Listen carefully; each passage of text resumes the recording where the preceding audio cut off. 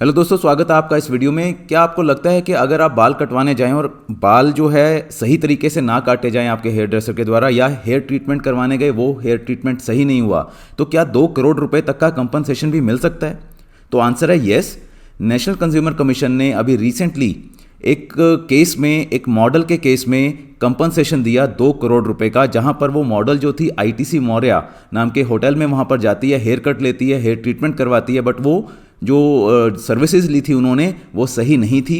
काफ़ी ज़्यादा डैमेज हो गया उनके हेयर को और जो भी उनके स्कैल्प वगैरह को। तो कंपनसेशन जो है कंज्यूमर कमीशन ने 2 करोड़ रुपए का कंपनसेशन दिया। तो इस केस के फैक्ट्स के बारे में देखेंगे और इसके बाद कोर्ट का डिसीजन क्या था वो हम डिस्कस करेंगे इस वीडियो में। सबसे पहले जो लोग स्टेट जुडिशरी एग्जाम के लिए प्रिपेयर कर रहे हैं उनको मैं बताना चाहूँगा, स्टेट स्पेसिफिक सिलेबस के अकॉर्डिंग हमारे वीडियोस जो हैं ऑलरेडी हमारे प्लेटफॉर्म पर अपलोड हो चुके हैं, जिसमें प्रीलिम्स, मेंस और इंटरव्यू तीनों स्टेजेस को हमने थॉरोली कवर किया as per the state's requirement. Languages भी इसमें कवर्ड है और बाकी के आंसर राइटिंग के जो भी स्किल्स चाहिए आपको वो सब चीज़ें इन्वॉल्व हैं यहाँ पर। आप डिस्क्रिप्शन में जाइए, लिंक दिया हुआ है, वहाँ पर जाकर देखिए कोर्स का कंटेंट है, हमारे डेमो लेक्चर्स हैं वहाँ पर कुछ। अगर आपको अच्छे लगें तो आप बहुत रीजनेबल फ़ी पे कर वहाँ पर उसमें एनरोल कर सकते हैं। तो ये जो जजमेंट थी ये थी आशना रॉय वर्सेस आईटीसी होटल्स। आशना रॉय जो थी एक मॉडल थी, उन्होंने एक इंटरव्यू पैनल में अपियर होना था, इंटरव्यू उनका कोई होना था। तो 12 अप्रैल 2018 को वो hotel ITC Maurya new Delhi में, जो कि एक ग्रुप है आईटीसी होटल्स का, वहाँ पर जाती हैं और अपने हेयर स्टाइलिंग वगैरह के लिए जाती हैं वहाँ पर, कि उनको इंटरव्यू पैनल पर एक अच्छी अपीयरेंस वहाँ पर मिले।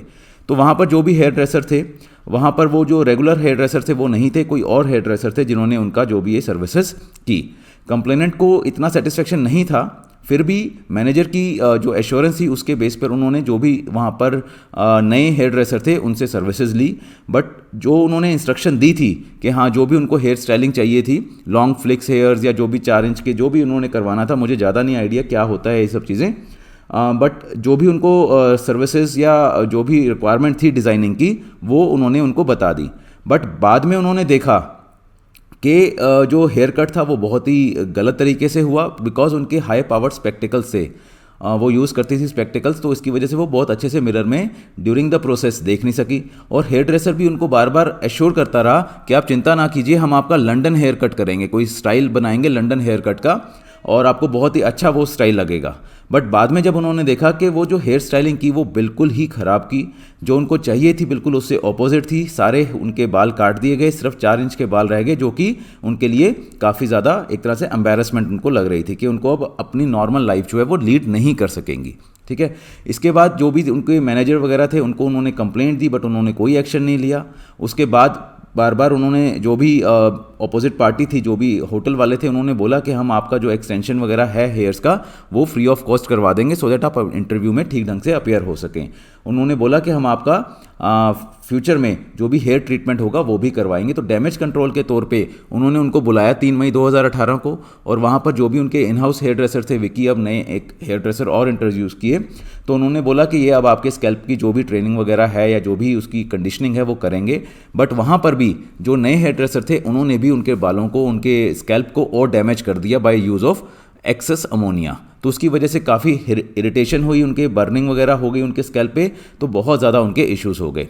तो उसके बाद जब वो फिर से होटल वगैरह वालों को जो भी मैनेजमेंट थी उनको मिले, तो बट उन्होंने बहुत ही डिसरिस्पेक्टिव वे में उनसे बात की, एब्यूसिव और रूड लैंग्वेज थी उनकी। और उन्होंने ये भी थ्रेटन किया कि अगर आप दोबारा यहाँ पर आए तो हम कोई ना कोई एक्शन लेंगे जिसके कॉन्सिक्वेंसेज आपके लिए अच्छे नहीं रहेंगे। तो उन्होंने फाइनली फिर कंज्यूमर कमीशन में अप्रोच किया। कंज्यूमर कमीशन में उन्होंने अप्रोच किस ग्राउंड पे किया और क्या प्रेयर थी? उन्होंने बोला कि जो मेरी सर्विसेज थी वो उन्होंने बिल्कुल गलत दी, डेफिशिएंसी थी सर्विसेज में, और उन्होंने बोला कि मुझे 3 करोड़ का कंपनसेशन चाहिए, alleging harassment, humiliation and mental trauma. तो ये जो केस आया कंज्यूमर प्रोटेक्शन एक्ट में आया। ठीक है, अब बहुत सारे स्टेट्स में कंज्यूमर प्रोटेक्शन एक्ट, जैसे कि राजस्थान का भी आप देखेंगे प्रीलिम्स का एग्जाम आने वाला है, तो इस तरह के क्वेश्चन या इस तरह की कोई ना कोई प्रपोजिशन आपको मिल सकती है ड्यूरिंग योर प्रीलिम्स ऑल्सो और मेंस ऑल्सो। प्रीलिम्स में आएगा तो स्पेसिफिक क्वेश्चन आएगा आपको कि क्या, कौन से सेक्शन में कंप्लेंट डल सकती है, क्या रेमेडी हो सकती है, क्या फिर उसकी आगे एग्जीक्यूशन। तो इस तरह के आपको केसेस को अच्छे से ध्यान से पढ़ना है। तो जो कंप्लेनेंट थी उनकी ग्राउंड क्या थी कि जो हेयर होते हैं, बाल होते हैं, वो किसी भी ह्यूमन बीइंग के लिए बहुत असेंशियल होते हैं, उनकी लुक्स के लिए बहुत असेंशियल होते हैं, और वो जो कंप्लेनेंट थी वो खुद एक मॉडल थी, तो उनके लुक्स के ऊपर ही उनका प्रोफेशन है, करियर है, और अगर उनका लुक्स पे ही अगर प्रॉब्लम आ जाती है तो डेफिनेटली वो कंपनसेशन, इस लेवल की कंपनसेशन, 3 करोड़ की कंपनसेशन की हकदार है। और साथ ही साथ उन्होंने बोला कि एक रिटर्न अपॉलॉजी भी चाहिए मुझे आईटीसी की मैनेजमेंट की तरफ से, कंपनसेशन तो चाहिए, रिटर्न अपॉलॉजी भी चाहिए, सो दैट एक उनको लेसन भी मिले। तो ये उनकी प्रेयर मेन रही।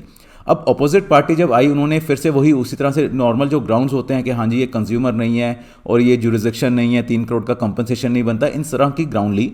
बट कोर्ट ने फाइनली क्या ऑब्जर्व किया, कोर्ट ने बोला दैट जो कंप्लेनेंट थी, she was also working as senior management professional and earning a decent income. Means अब आपको ये देखना है, देखिए कोर्ट जब भी कोई रिलीफ देता है तो किन किन ग्राउंड्स पे देता है, क्या वो जज करता है। अगर एक नॉर्मल पर्सन मेरे जैसा अगर जाए कि बोले कि हाँ बैड हेयर कट हो गया, तो कोर्ट बोल सकती है कि अगर बैड हेयर कट हो भी गया तो आप एक एडवोकेट है, आपको क्या फ़र्क पड़ता है, बहुत ज़्यादा। बट वहाँ पर एक मॉडल है, मॉडल अगर है तो डेफिनेटली उनके लुक्स के ऊपर उनकी अर्निंग है, उनकी इनकम इसी के ऊपर टिकी हुई है, तो उनका कंपनसेशन डेफिनेटली ज़्यादा बनता है।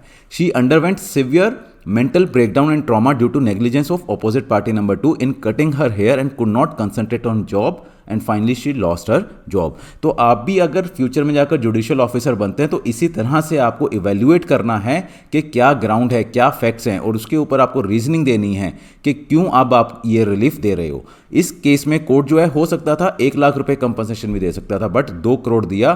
क्यों? क्योंकि उन्होंने देखा कि वो मॉडल है, उनकी इनकम कितनी है और किस तरह का उनको जॉब लॉस हुआ है, कितना लॉस हुआ है उनको इस बैड हेयर कट की वजह से।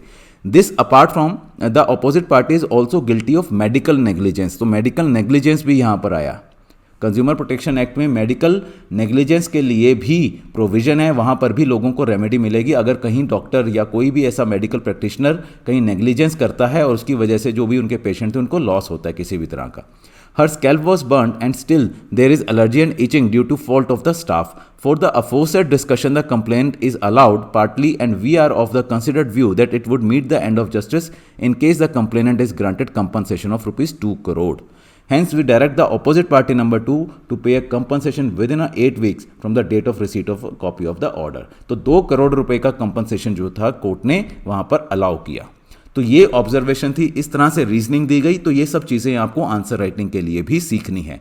एक्ट चाहे कोई भी हो, बट रीजनिंग हर जो भी आप एक्ट में कहीं पर भी कोई भी केस डिसाइड करेंगे एज ए जुडिशियल ऑफिसर, तो डेफिनेटली आपको रीजनिंग भी देनी होगी अपने केस के, ठीक है, और उसके बाद एक प्रॉपर वे में आपको केस को कंक्लूड भी करना होगा। तो ये था हमारा आज का जो वीडियो।